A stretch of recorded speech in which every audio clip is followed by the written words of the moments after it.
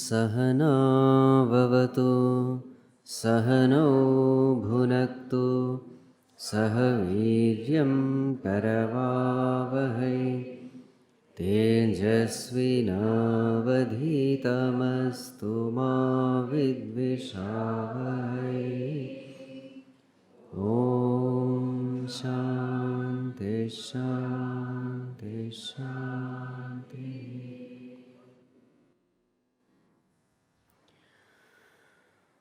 मंगलकर श्री गजानना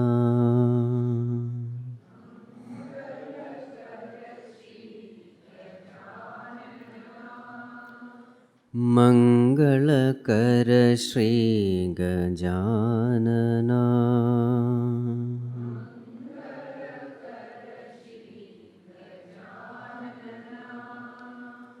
गजवदना शुभानना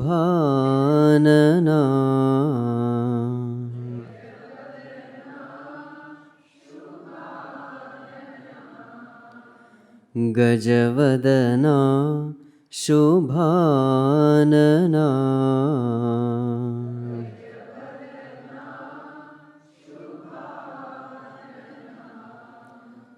मंगलकर हे गजानना।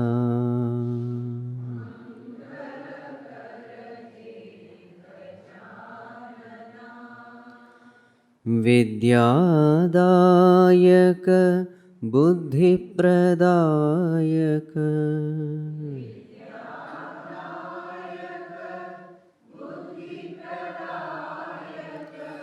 विद्यादायक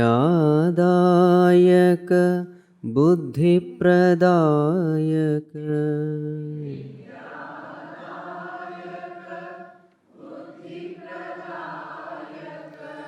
गौरीनन्दन गजानना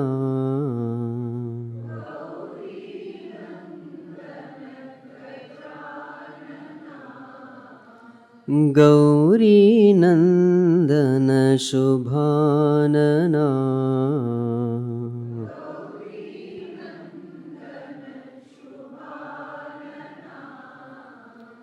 मंगलकर श्री गजानना।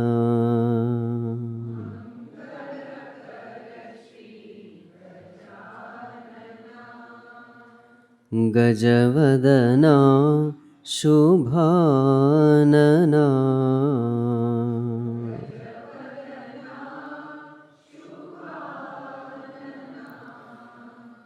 मंगलकर श्री गजानना।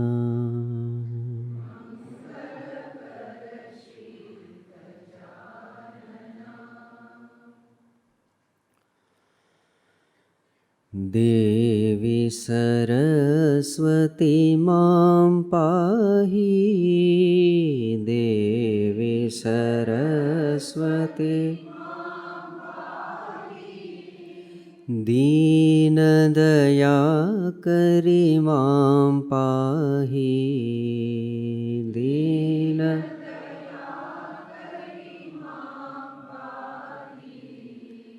देवी सरस्वती मां पाहि देवी सरस्वती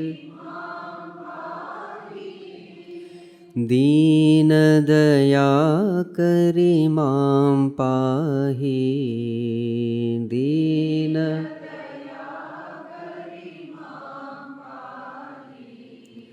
वेदकलामयिमां पाहि वेदकलामयि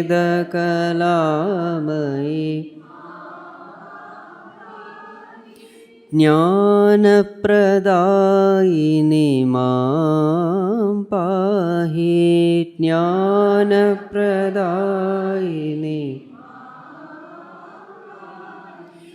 देवी सरस्वती मां पाहि देवी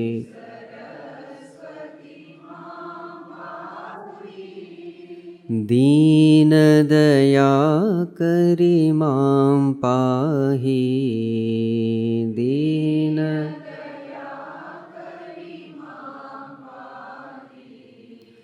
वेद्यादायिनि मां पाहि वेद्यादायिनि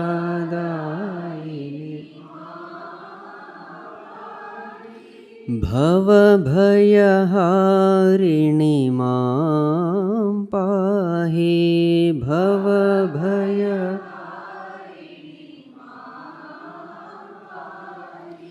देवी सरस्वती मां पाहि देवी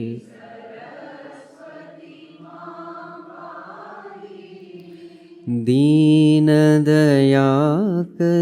मां पाहि दीन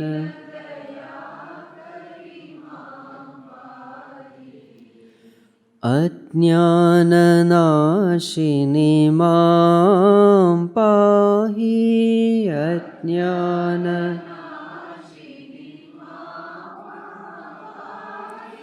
मोक्षप्रदायिनि मां पाहि मोक्षप्रदायिनि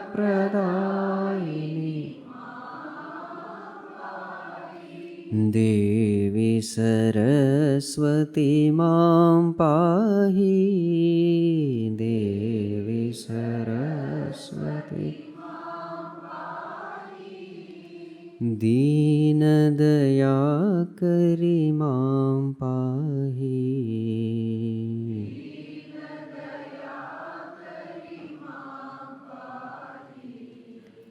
दीनदयाकरी मां पाहि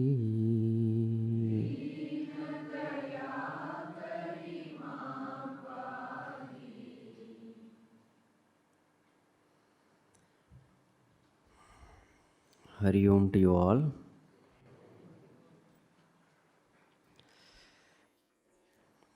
So in the evening session, this evening session will act like pickle for chapati. It is not a main dish, it will be a side dish like thing. Right. Connected to that topic, but a light topic, not very serious. Right? So the topic given to us is signs of happiness. We are all in search of happiness, isn't it? All of us, we want happiness. How much happiness do we want? Infinite happiness for infinite period of time. This is our desire. So now all beings in this world, we are in search of happiness. And this search, if you can put it, it is something like this. We have some knowledge about what happiness is. Ask anyone in this world, according to your opinion, what is happiness? And then he will have something to say. It may not be absolutely right, but he will have something. Everybody has got a philosophy of happiness. Now, what is this philosophy of happiness? What is the way to achieve happiness? That is called as philosophy of happiness. Everybody will have some or the other kind of philosophy. Now, how did we come to this philosophy? We observe the world. We go through various experiences. And the experiences can be either, good or bad. So based on the experiences, we upgrade our knowledge. So, if you find in life this sequence keeps repeating: basic understanding, basic knowledge. Based on the knowledge, we desire. Based on the desires, we perform actions. Based on these actions, we go through experiences. And these experiences will in turn correct our previous knowledge. So, if the experience is bitter, then that means my understanding was wrong. Because of my previous knowledge, I am getting bitter experience. That means the knowledge is not right. I correct it. Like, for example, a small child sees the fire. The child is tempted by the fire, the color, the brilliance. The child thinks it is something which can be grasped. The child goes, tries to catch the fire, gets burnt. Now, what has happened? This experience is a bitter experience, and this bitter experience upgrades the knowledge of the child. Now, what is the knowledge? The knowledge is fire is hot, let me not go near. What was the earlier knowledge? Fire is nice, let me possess it. Isn't it? So, knowledge, desire, action, experience, and then correction if necessary in the basic knowledge. This sequence is constantly going on. So now today we will see how a person evolves in life based on his experiences. Everyone is trying to, trying to be happy.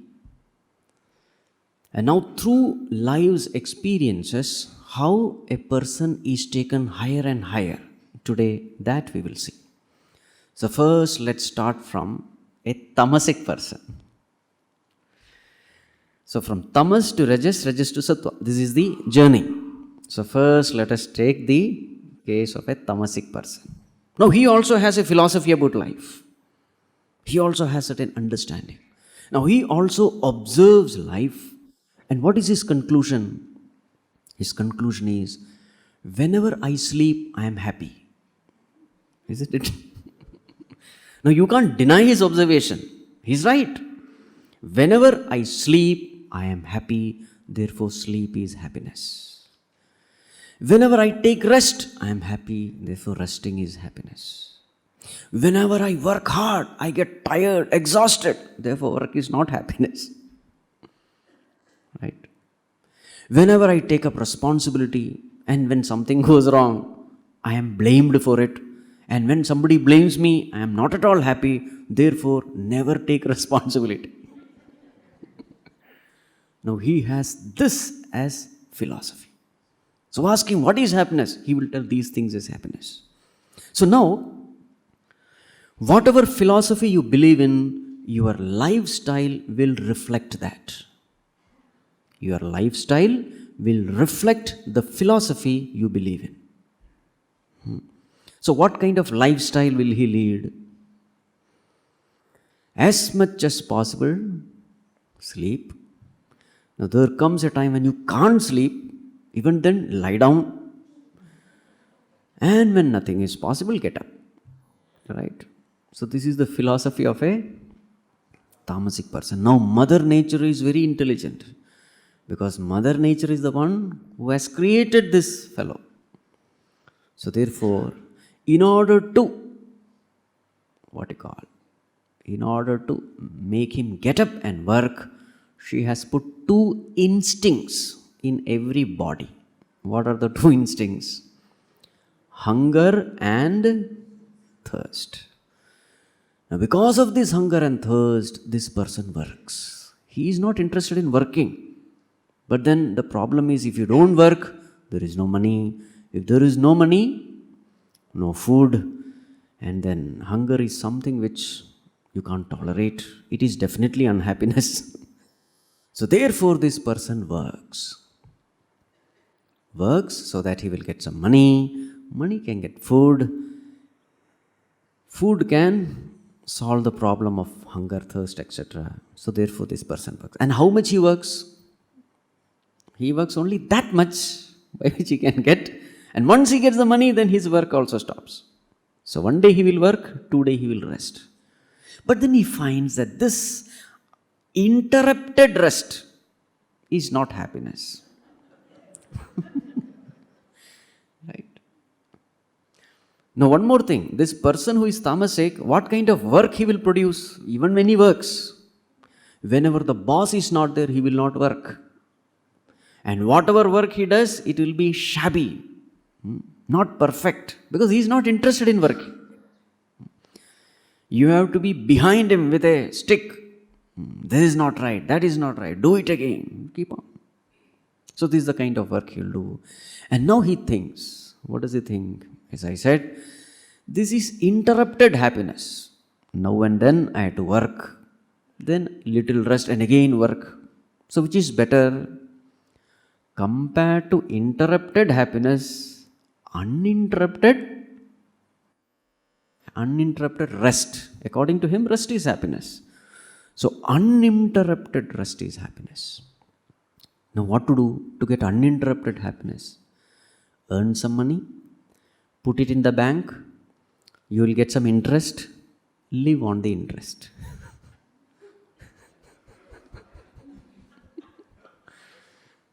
So what should be done? Today if I work hard, I will get some money. Then in the future, rest of my life, I can rest. So therefore he works hard. So now this person, you can go to the next level, let us call him Rajasically Tamasic. A little bit of Rajas has come. So what is his philosophy? Uninterrupted rest is happiness. Uninterrupted rest is. He works a little more harder, so that he gets some money.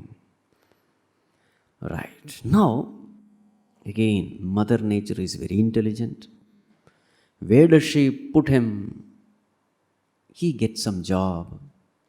Maybe as a watchman, or as a cook or somebody who is always in front of whom there is a rich person, influential person. In some such place he gets a job.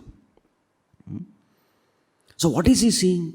Always he sees that there is this boss who is very rich and his lifestyle is seen in front of him. And what kind of lifestyle these rich people have? All kinds of luxuries, comforts. They are very influential. So this person sees that this rich person, the kind of bungalow he has, the bed upon which he sleeps, his bathroom. Because now and then he goes there to clean. He sees all that luxurious living. And lot of people coming to him. So much of respect, hundreds of servants to serve him. There is a swimming pool there, there is a garden here. His power. So then slowly his philosophy changes. Now what is his philosophy now? If one has to live happily, one should be like him. Now what is him? Him means so rich. So therefore slowly his philosophy changes. In fact, Mother Nature injects desires into him by exposing him to such environment. So now his philosophy is money is happiness. Because I find him more happy. And what is the source of his happiness? His wealth. So therefore, money is happiness. So once this philosophy possesses a person, he will go to the next stage. Now what is the next stage? So first level was Tamasic. Next level was Rajasically Tamasic. Next level is Tamasically Rajasic. When I say Tamasically Rajasic, it means maximum Rajas compared to Tamas. Sattva has not yet come. So we'll call him Tamasically Rajasic. Now what is his philosophy? Money is happiness, therefore by hook or crook, let me earn money. So what will be his lifestyle? Always your philosophy will reflect in your lifestyle. So his philosophy is make money. So he will not bother about laws. By all illegal means, immoral means, illegitimate means, unlawful means, he will earn money. And again, the law of nature is whatever intensely you desire, you will have it. This is another law of nature. If your desire is intense, you are going to get it. Now, what is his desire? His desire is money. A time comes when he is stinkingly rich. Right? But following all unlawful means. Now, another law of nature operates. What is the law? As you sow, so shall you. Now, he has done all kinds of immoral acts. So, naturally, a day comes when he is caught. So, when he is caught, what will you do? He will try everything in order to come out, because that is his philosophy. Money can do anything. I am an influential person, I cannot be caught. I am a rich person, I can escape. So, he uses his money power, muscle power, manpower, all kinds of powers he uses. But somehow Mother Nature traps him in such a way that nothing works. A time comes, he is put behind bars. Now in the jail you are all alone. Now in the jail there is only one person or one thing which can give you company. Who is he? Your own mind.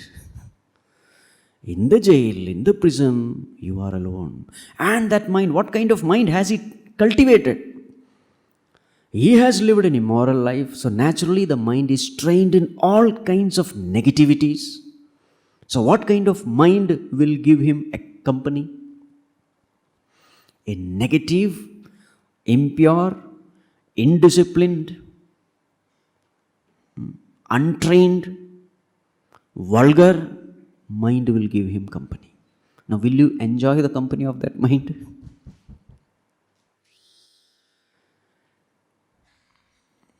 You can never enjoy that company. In fact, Bhagavad Gita says, such a mind is your worst enemy. Uddhared atmana atmanam na atmanam avasadayet atmaiva hi atmano bandhu atmaiva ripuratmanah. Your own mind is your best friend if it is pure, if it is tamed, if it is disciplined. That mind acts as your best friend. It shows you the right direction, gives you the right guidance. But suppose that mind is filled with all negativity, then that mind becomes your greatest enemy. Now in the prison house, he is all alone. That mind is filled with anger, resentment, revenge, hatred. So he is thinking, I will teach this fellow a lesson who has trapped me. Isn't it? Full of what you call disturbance. Now he is alone in the prison house. As the days pass by, slowly that disturbance settles down. And when the mind becomes comparatively peaceful, then when he thinks back, he comes to know, I am suffering not because of others, I am suffering because of my own immoral, illegitimate, unlawful action. So therefore, a new lesson he learns. What is the lesson? Earlier his philosophy was, money is happiness. Now slowly his philosophy gets upgraded. What is the new philosophy now? Money alone is not happiness. Clean money is happiness. Right? What is happiness? Clean money is happiness. That's a great, what you call, in the ladder of evolution, it's a great change. Now Mother Nature again knows that this person is stuck, because now his image has been tarnished, because his name has come in all the newspapers. Now he cannot live a new life, it is not possible. So it is possible that death can come to him. Now remember, whatever we have discussed, it takes thousands and thousands of births. It doesn't happen in one birth. Though the whole session will be over in 1 hour, the session of evolution, this will be over in 1 hour. But the whole process which I am describing, it will take thousands of births. In fact, not even thousands. As far as Shankaracharya is concerned, Ananta Koti Janma. Nothing to worry. We are already human beings, that itself is a great thing. And moreover, we are attending satsang also. That stage will come. Right. So now this person, he has learned a new lesson. And what is the lesson? Money alone is not happiness. Clean money is happiness. Being straightforward is happiness. Hard work is happiness. This is his philosophy. So as I said, Mother Nature gives him another chance by giving him another birth. So in the new birth, what is the great blessing we have? We don't remember anything of our past. It's a great blessing. Mother Nature wants us to forget it, so that those memories, those bitter memories won't interfere with our present. It's a blessing in disguise. So what happens is, this individual learns lessons. Those samskaras are there, but the memories of those bitter experiences, that is not there. So that he can start life afresh. So now with this philosophy, now all those lessons, whichever he has learned, it remains with him. Lessons are always there, but the memories of the past experiences are wiped off.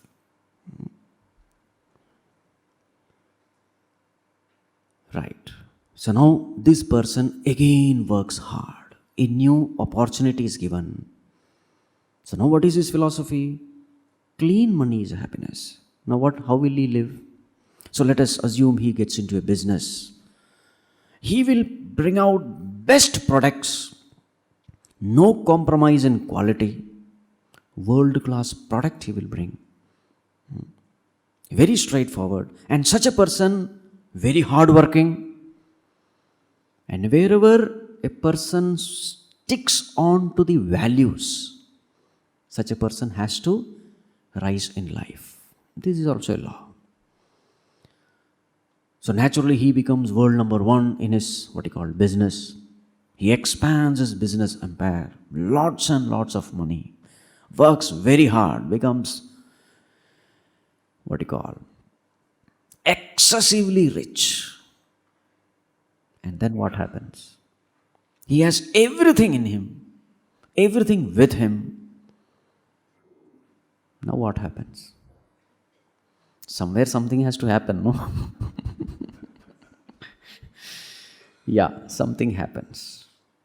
A time comes when he has everything, whatever he dreamt, he has achieved. A lot of money is there, influence is there, power is there. His children also well settled. He has earned an international name, fame, etc. But then somewhere he finds that he is not happy. Whenever he looks within, he finds a kind of hollowness. Earlier his philosophy was money was happiness, but he finds there are so many people who don't have much money, but they are much more happier than him. This makes him further miserable. That somewhere I have taken a wrong turn. Somewhere he finds this hollowness, but he doesn't know what is it. He's not clear about it. Where has he gone wrong? He's not clear. At that time, again, who has to step in? Mother Nature has to step in. So then what happens? Something happens. Maybe a friend of his comes to his home. He finds him sad. Asks him, what happened? Why are you sad? Then he says, I don't know. I myself don't know why I am sad. But I think I am not happy. Everything is there with me, but still, that sense of fulfillment is not there. So then this friend says, okay, do one thing, come with me. A change of environment, etc. I will change the mind. So this friend, he takes him. Where does he take him? To some orphanage. So there are a lot of poor children, nothing to eat. They are handicapped also, maybe blind children, orphanage, no love from parents. So now when such children are there, of all age groups, if you go to some orphanage, you will find. And then his friend takes him to such a place and says, see, so many poor children, they are suffering so much. You are so rich. Why do you want to donate some money to them? So because his friend says, he writes an amount in his checkbook. For him, it's a very, peanuts. But for that institute, it's a big money. So he writes some amount and gives the check. So that night, when he was lying down on his bed, he finds that there is some kind of joy which he is experiencing. So naturally he wanted to know, from where did that joy arise? He looks back. And then he finds that yes, this act of mine of donating some money has created this joy. So for the first time he is experiencing a joy which is much, much higher. Now what are the joys which he has experienced? The joy of winning, the joy of conquering, the joy of defeating. These are the joys which he has experienced. By the way, where are we now in? We are in Rajasic level. I forgot to mention that. So first one is Tamasic. The next one is Rajasically Tamasic. Next is Tamasically Rajasic. Who went to jail and all that. From jail he was transformed. And then he goes to the next level, Rajasic, where he says money is happiness. So that is the level now we are in. Rajasic. Hard work is happiness, success is happiness, money is happiness. And then suddenly he finds there is hollowness, even after getting everything. Now what happens? So this act of service which he has done, this act of donation, brings a kind of unexperienced. He has never experienced this kind of joy before. He experiences this. So now and then, again and again, he does this kind of selfless act, and every time he does this selfless act, he experiences a joy. So slowly his philosophy takes a new turn. Now what is his philosophy? Giving is happiness. Serving is happiness. Selfless service is happiness. He goes to the next level. Now what should be the next level? From Rajasic, he goes to the Sattvically Rajasic. He goes to the next level, Sattvically Rajasic. He is Rajasic, but Sattva is also involved. So now, what is his philosophy? Selfless service is happiness. So what kind of lifestyle he will have? He will be busy helping others, serving others, going to such places where poor children are there, poor people are there. He would help them. And that help in turn gives him tremendous amount of happiness. Right? Long back I had seen one email where there was a mention of a person called Kalyana Sundaram.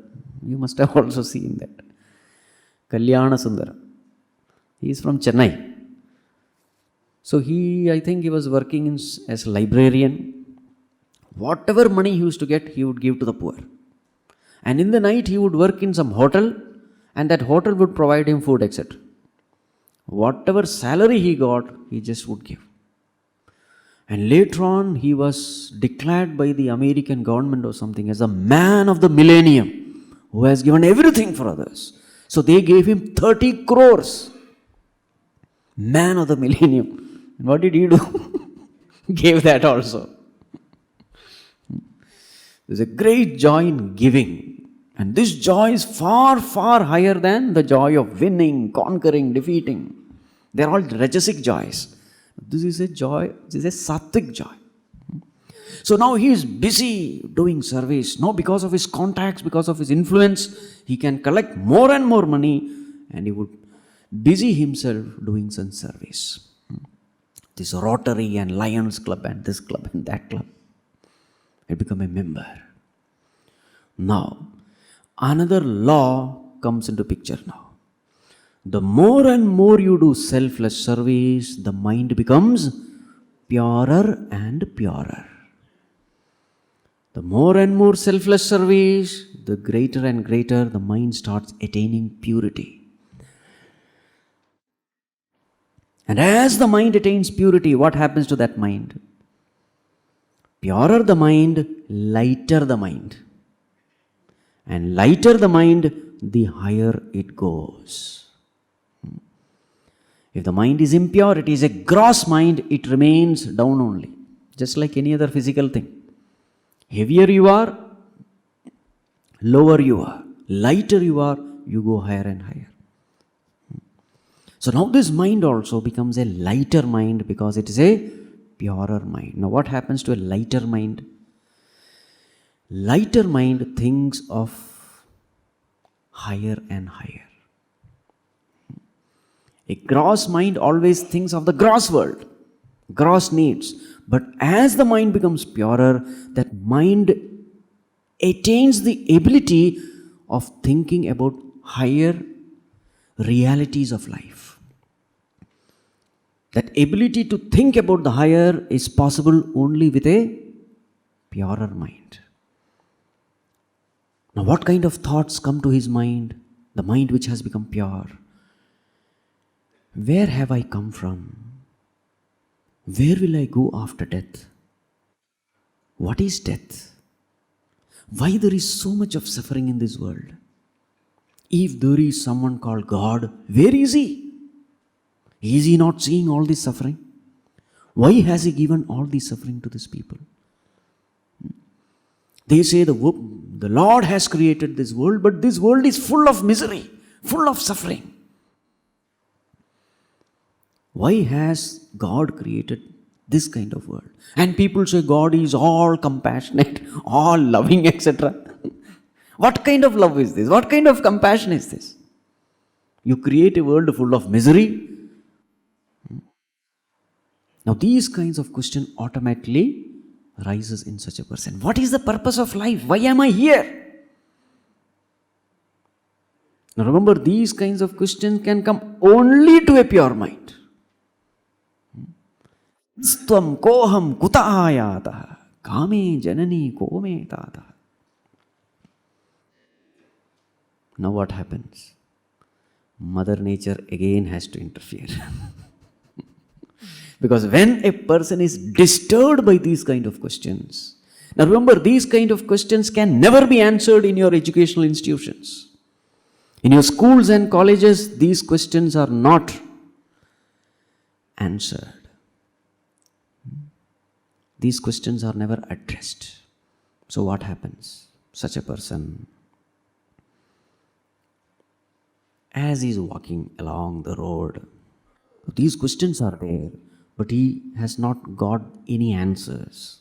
Maybe somewhere he sees the banner. What is the banner? Gita Jnana Yajna, or Science of Happiness. Right? Talks on Bhagavad Gita, talks on Upanishad. One banner is there. He was just casually walking with his friends, and suddenly this banner catches the attention of this person. And suddenly he feels, I must attend these talks. All his friends say, "Arey, leave it. What? Let us go to club, let us go to pub, let us go to some restaurant. New restaurant has come, new movie has come. Let us go there." This person said, "No, let me attend this." So those friends, they are not interested in all these things. They try to pull him, he tries to pull them. Right? Now, depending on who is stronger, right? Whose pull is stronger, that is also important.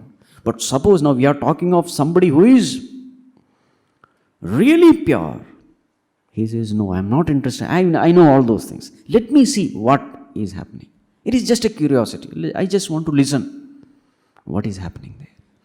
So then this person comes for a satsang out of a mere curiosity to know what it is. And as he listens to these talk, what happens is, very many questions he finds it is getting answered here. And after that talk, he finds tremendous amount of fulfillment. He finds that, yes, very many questions which I never found answer anywhere else, it is getting answered here. Next day also he goes. And slowly what happens? He becomes a regular visitor. He finds his questions answered. And now what is the gist of all these satsangs, whatever happens here? The gist is only one. The gist is, you are none other than God. Your purpose of life is to know yourself. This is the gist. Tat tvam asi. The gist is this. You are coming here again and again to this earth only to gain this knowledge. And the moment you gain this knowledge, the purpose of the world is served. The purpose of whole creation is only one, to make the individual know his true identity. That he is none other than the perfect, immortal, infinite God himself. So what is the purpose of life? The purpose of life is only one, to know myself as I am. Then why is it that I am not able to know myself? It is only because the mind is not pure. With an impure mind, you will never know yourself. So therefore, what should I do? I should purify the mind. How should I purify the mind? All these things are discussed in satsang. How should I purify the mind? The method to purify the mind is karma yoga. So purify the mind through karma yoga, gain the knowledge through jnana yoga, and be free. This knowledge he gets. So what is karma yoga? Performing all actions as a worship of the Lord, without giving too much of insistence upon the results, keeping God as the highest priority in life, working. This is karma yoga. This we will see tomorrow in detail. So now he gets a very clear idea of what is life, what is the purpose of life. So now what will he do? With this clear understanding, he goes to the next stage. Now what is the next stage? Satvically Rajasic is over. Now it is Rajasically Sattvic. Rajasically Sattvic means he has Rajas, but that Rajas is what you call fully backed by Sattva. Sattva means knowledge. Now he works hard. Why is he working hard? Not to help others or to improve the world or to reform the world. No. He has understood this great lesson in life. All my suffering is because of myself. World is already perfect. I am here only to improve myself. Now from here onwards, he becomes a true seeker. He becomes a sadhaka. So who is a sadhaka? Who is a true spiritual seeker? Spiritual seeker is the one who has understood that all his suffering is because of himself. Earlier, what was his understanding? All my suffering is because of the world. World is the cause of my suffering, was his earlier understanding. Now, today, what is his understanding? I am the cause of all my suffering. World is perfect. World is created by the Lord. World is absolutely perfect. If there is somebody who is imperfect, it is me. So who has to change? I have to change. I have to reform. I have to learn the lessons. Once this understanding becomes clear, such a person becomes a spiritual seeker. He becomes a true seeker. Now, even when he is performing his duties in the world, with what attitude is he performing? He is not performing because he wants to change the world. No. He is performing all his action for only one thing. Let me purify my mind. Let me develop devotion for God. Let me develop dispassion. Let me develop all these inner virtues because of which I can gain the highest knowledge.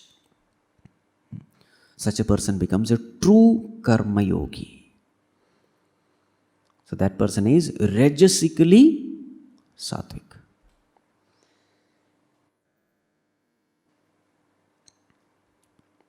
So when such a person works hard, he is not working for results. What is he working for? He is working for the pleasure of God. The only question he asks is, God, are you pleased with me? His question is not, God, will you give me what I want? No. His question is, Bhagwan, my job is only one, you should be happy with me. More of it we will see later. So now when a person performs actions solely for purification, performs action only for devotion for God, what happens to his mind? The mind becomes increasingly purified, intensely purified, and such a mind becomes a sattvic mind. He becomes sattvic. The mind is extremely purified by performing this way, by performing actions in this way. Now, what is the nature of a sattvic mind? A sattvic mind is a well-tamed mind. It is a disciplined mind. It is a peaceful mind, a quiet mind, a contented mind. And such a mind, you have total control. You are able to dictate terms to such a mind. Earlier, what was the condition? Mind was dictating terms to me. I was helpless. At the seat of meditation, externally though I appear like I am meditating, internally the mind was wandering. Mind was dragging me here and there. Now today, when the mind has become extremely purified, such a sattvic mind listens to what I say. It is well under my control. Now once the mind is purified, what should we do with that mind? The mind has become sattvic. Now expose the mind to the highest knowledge of the Upanishads. And what is that knowledge? Atma Vidya or Brahma Vidya. And what is the process of gaining knowledge? Shravanam, Mananam, Nididhyasanam. Listening to the scriptures. And when you listen, you gain information. Then what you have to do? Information you have gathered, but doubts are there. So you reflect on it. That is called as Mananam. Shravanena Ajnana Nivrittihi. Mananena Samshaya Nivrittihi. All your doubts are gone. You reflect based on the logics given by the scriptures. And after Mananam, information becomes conviction. Doubt-free knowledge is called conviction. But you are convinced, but still habitual tendency is there to think in the wrong way. That is cleared by Nididhyasanam. Anyway, these topics are going to come. Swamiji himself will speak. So therefore I am not going into detail. Nididhyasanam. So what happens in Nididhyasanam? Vasana Nivrittihi. So you meditate upon the scriptural truth. And what is the truth? Aham Brahma Asmi. I am not this body, mind, intellect. I am pure consciousness, which is perfect, which is infinite, which is all-pervading, which is of the nature of bliss. You start contemplating upon this truth. And the mind is available for contemplation. Why is the mind available?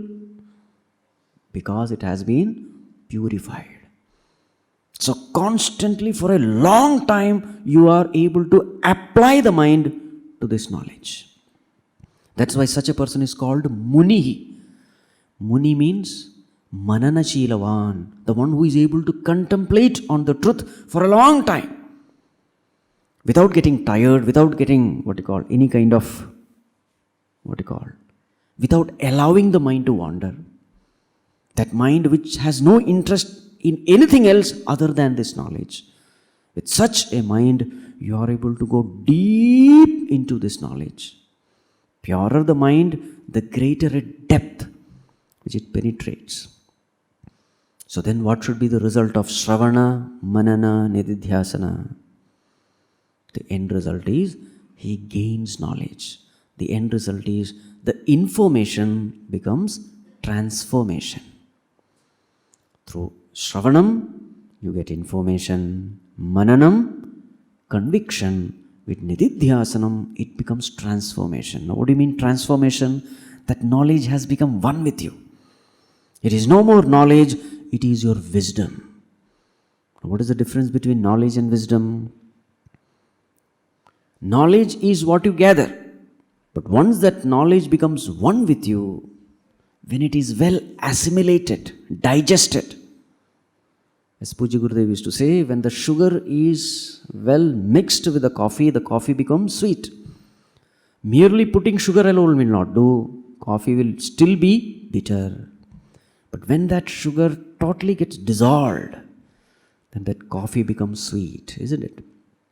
In the same way, what happens to the personality of this person? This personality becomes sweet personality. Why is it sweet?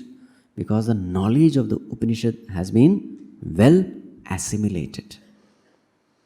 So what is the proof whether you have thoroughly understood the knowledge of the Upanishad? The proof is you respond positively to situations. This is the proof. Earlier you were negatively reacting to situations. You act based on your likes and dislikes, based on your instincts, impulses, inclinations, tendencies. But now you are responding to the situation based on the new knowledge obtained from the scriptures. This is called positively responding. You know correctly in different situations how to respond, what to do, what not to do. So when this happens, then we say that person has been transformed by knowledge. Then what happens to him? He goes to the next stage. What is the next stage? Trigunatita or Gunatita. Gunatita, the one who goes beyond all the gunas. He goes beyond sattva, rajas and tamas. Such a person is called as Sthita Prajna or Gunatita or a Jnani or a Mahatma. Whatever name you may give. A Buddha, a realized person, an enlightened one. So this is the journey from tamas to rajas, from rajas to sattva. How long does it take? Definitely it takes long time. But now that all of you have already come to this, so as Bhagavan says, Nachirat, in a very short time. Now that you have come to this line, it won't take much time. The more and more the effort, the easier you gain. This is the whole point. And one more thing to be kept in mind is, in life we will come across very many people. There are different levels of evolution. Some you will find who are at a very low level. Some you will find they are at a very high level. So what should be our attitude towards people who are at a very low level? Can we get angry with them? This is the corollary of the discussion. Meaning, there are people who are at a very low level. Once upon a time, I was also at that level, and people who were more evolved, they used to, put up with me. They used to tolerate me. I never knew. They helped me in coming up. So in the same way, what should I do? Once I have understood that these people are still evolving, very low, very tamasic, selfish, what should be our attitude? Our attitude that should be that of compassion. Because this evolutionary process is not an all of a sudden process. It cannot happen all of a sudden. Just like a flower, what you call a bud, how does it open up? It doesn't open up suddenly. It takes its own time, slow time. In the same way, in this creation, every one of us, we are evolving at our own pace. We are all at different levels. So, what should be our attitude? Our attitude should be that of compassion, it should be that of forgiveness. Very many times we hear people saying, "What is that fellow? How many times I have told you? Still he is not understanding." You might have told many times, but he is not in a position to understand. The intellect is still not evolved. Isn't it? So, this understanding we must have. We are all in search of this happiness. Someday or the other, everyone has to reach. There is no doubt about it. Swami Vivekananda used to give, just like how every drop of river water has to join the ocean, someday or the other. In the same way, we are all into this journey. The search is an ongoing process. Someday or the other, everyone has to reach. So therefore, the only, attitude we must keep in life is that of love, cooperation, service, compassion, forgiveness.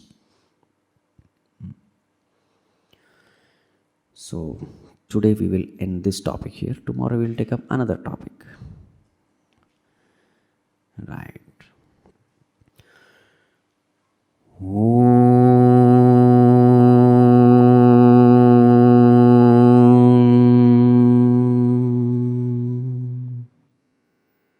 सर्वे भवन्तु सुखिनः, सर्वे सन्तु निरामयाः, सर्वे भद्राणि पश्यन्तु, मा कश्चित् दुःखभाग् भवेत्। असतो मा सद्गमय, तमसो मा ज्योतिर्गमय, मृत्योर्मा अमृतं गमय। ॐ शान्ति शान्ति शान्ति। हरिः ॐ श्रीगुरुभ्यो नमः। हरिः ॐ।